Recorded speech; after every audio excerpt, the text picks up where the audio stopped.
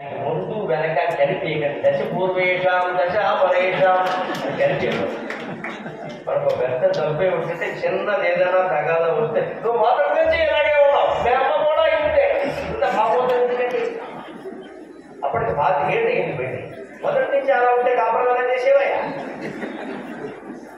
ఈవిడ అంతే, నేను ఏం చెప్పినా నమ్మను, ఊళ్ళో వాళ్ళు చెప్తే నమ్ముతారు. అది వచ్చేసి ఇప్పుడు ఎక్కువైపోయింది.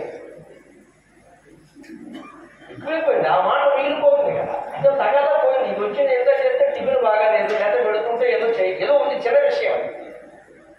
ఎప్పుడు బాగా చేస్తావు కదా, ఇవాళ ఇలా చేసావు అంటే ఆ ఇళ్ళని ఎంత సంతోషిస్తుంది.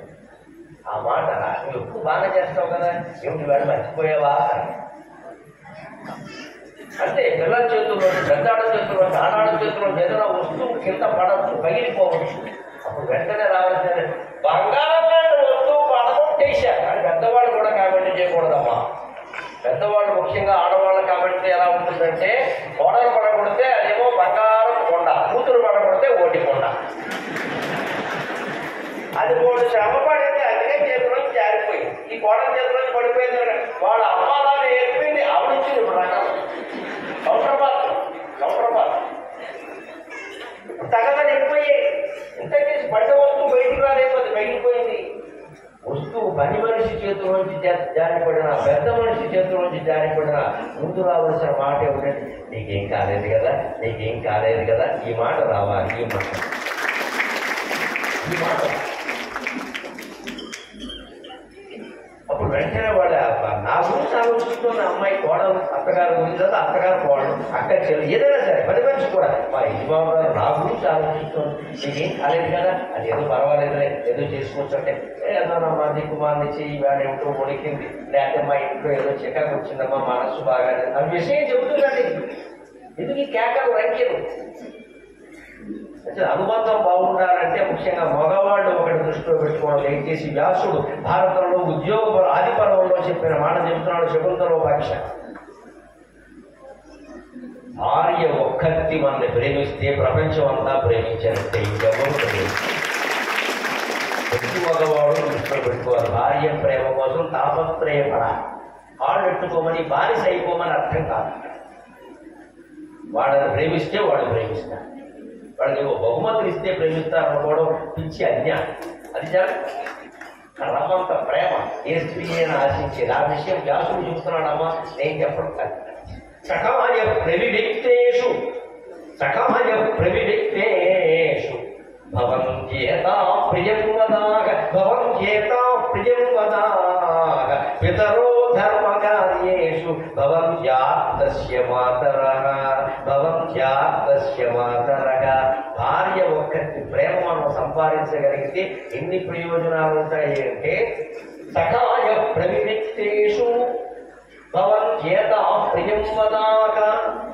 ఏకాంతంలో ఒకడు దుఃఖపడుతూ ఉంటాడు, వ్యాపారంలో నష్టపోయాడు, ఉద్యోగం కోల్పోయాడు, యజమాని తిట్టు తిట్టాడు, నష్టపోయాడు. ఎవరు చెప్పుకుంటాడండి? ఎవరు చెప్పుకుంటారు? ఇంటికి వస్తాడు ఆ దుఃఖం, ఒక్కడేలా కూర్చొని ఉంటాడు, టీ ఇచ్చినా తాగడు, ఇక్కడ పెట్టేస్తాడు. ఏమిటి టీ తాగట్లేదంటే ఏం చెప్పడు, బాగులేదంటాడు. వెంటనే భుజం మీద చెయ్యేసి, తల్లి భార్య తల్లిలా మారారమ్మా, అక్కడ భార్య కాదు అక్కడ తల్లి. ఏం జరిగింది నాకు చెప్పండి, నాకు కాబట్టి ఎవరు చెప్తారు మీరు, ఏమైంది చెప్పండి. మా బాసే అంటాడు. వెంటనే ఓడి పెట్టి మొహం వాడు, వాడు మొహమా, వాడు అంటే మీరు బాధపడవా అలా వెళ్తాయి. వాడు మొహం ఎలా ఉన్నా సరే ఇంత బాసే పడా తిట్టియాలి. ఈ మాట ఎలాగో వాడికి ఎప్పటికా పట్టుకెళ్ళి ఇస్తాం. వాడు ఎలా అలా దొంగ పోటు పెట్టి కొట్టేసే మొహం, వాడు ఏదో అన్నాడు, మీరు బాధపడతారు. ఎంత అందంగా ఉన్నారు మీరు, ఎంత ఉద్యోగం, ఎంతో ఆడవాడు దొంగడానికి ఇలా చెప్పారు. వెంటనే వాడికి బాగోలేదు, నన్ను తిట్టిన వాడిని ఎవడో తిట్టారు, అది చనిపోయిన మనం ఉంటారు, సంతోషంగా. అది చెప్తున్నాడు వ్యాసుడు. ప్రవివిక్తేషు ఏకాంతంగా ఉన్నప్పుడు సకాయగా భార్య స్నేహితుడా. ధర్మరాజు యక్షప్రశ్నలో చెబుతాడు భారతంలో, దేవుడు ఇచ్చిన స్నేహితుడు ఎవరు అంటే కిం సిద్ధైకృత సఖా భార్యాదైకృత సఖా. భగవంతుడు మనిషికి ఇచ్చిన స్నేహితుడు ఎవరంటే భార్య. జీవితాంతం తోడుగా నీడుగా ఉండి నీ కష్ట సుఖాల్లో పాలు పంచుకోవడానికి ఒక భార్య పేరు మీద ఒక అమ్మాయిని ఇస్తున్నానయా, తీసుకో. అది శ్రీ మహావిష్ణువు మన కన్యాదానం చేశాడమ్మా. భార్య అంటే అంతే. ప్రతి స్త్రీ లక్ష్మీదేవి మనకు విష్ణువే. అప్పుడు ఆవిడ అలాగే చూసుకోవాలి. ఏకాంతంలో భార్య తల్లిగా ప్రేమిస్తుంది. వెంటనే ఏమంటుంది ఇక్కడ, వాడేడు అంటే మీరు బాధపడడం ఏంటండి. పాపం గీత ప్రియత్వదాగా భర్త ఏ మాట మాట్లాడితే సంతోషిస్తాడో ఆ మాట మాట్లాడతారు. ఆడవాళ్ళకి నమస్కారం చేసి కూర్చున్న ఆ మాటే మాట్లాడాలి. ఒకడు వ్యాపారంలో నష్టపోయాడు అనుకో, మనం ఎదురు వేరేట అంటే మన చెయ్యి అంతా మా నాన్న కూడా నా చెయ్యి తీసుకొచ్చి నీ చేతిలో పెట్టాడు. వాడు ఏమైపోతాడమ్మో, అట్టయిపోడు అప్పుడమైపోడు. అసలే నష్టపోయి వాడు ఏడుస్తుంటే నీ చెయ్యి మంచిది కాదు నువ్వు ఎందులో పెట్టినా ఇస్తే ఏంటది? ఈ కారణానికి మాట లేదా, సమయం లేదా?